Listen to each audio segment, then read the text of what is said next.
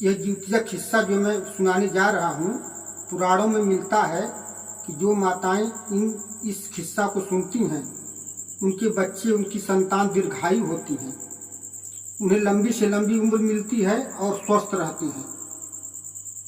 जिउतिया किस्सा यह इस प्रकार है कि बहुत समय पहले एक जिउतवाहन नाम का राजा रहता था। एक बार वह अपनी पत्नी के साथ ससुराल गया, लेकिन जब रात को वह खा पीकर सोया तो उसे किसी महिला के रोने की आवाज सुनाई दी। फिर वह पता लगवाया। लोगों ने बताया कि आज लगता है उसके बच्चे को गरुड़ उठाकर ले गया।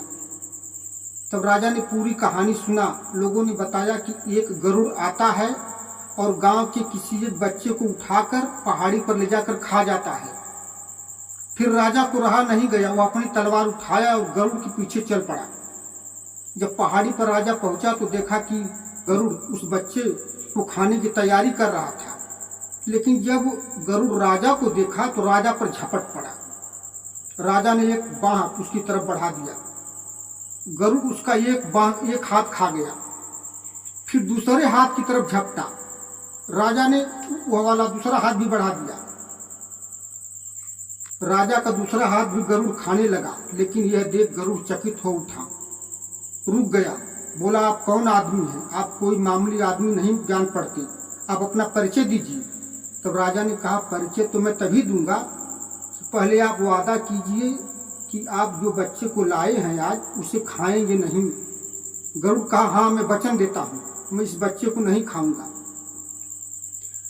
तब अपना परिचय राजा बताया कि मैं यहाँ का राजा हूँ, जिउतवाहन मेरा नाम है। तब गरुड़ कहा, मैं आप पर बहुत प्रसन्न हूँ, आप मुझसे वरदान मांगिए। तब राजा ने कहा कि जब गरुड़ देव, जब आपको मुझे वरदान देना है तो आप आज तक जितने बच्चों को खाए हैं सबको जिंदा कर दीजिए। गरुड़ कहा, ठीक है।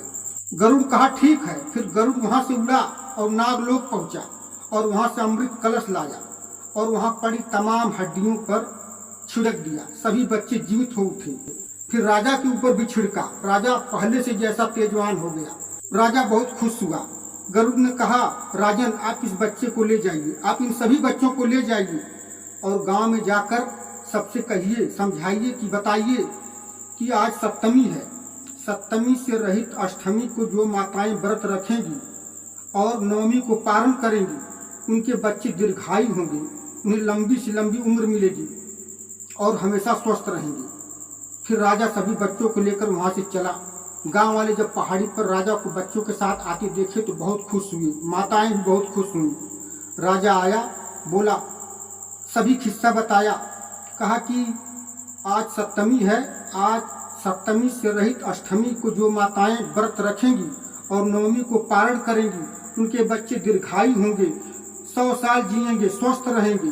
फिर उसी दिन से जिउतिया का त्योहार शुरू होता है। उसी के नाम से, जिउतवाहन नाम के राजा के नाम से इस त्योहार का नाम जिउतिया पड़ा है।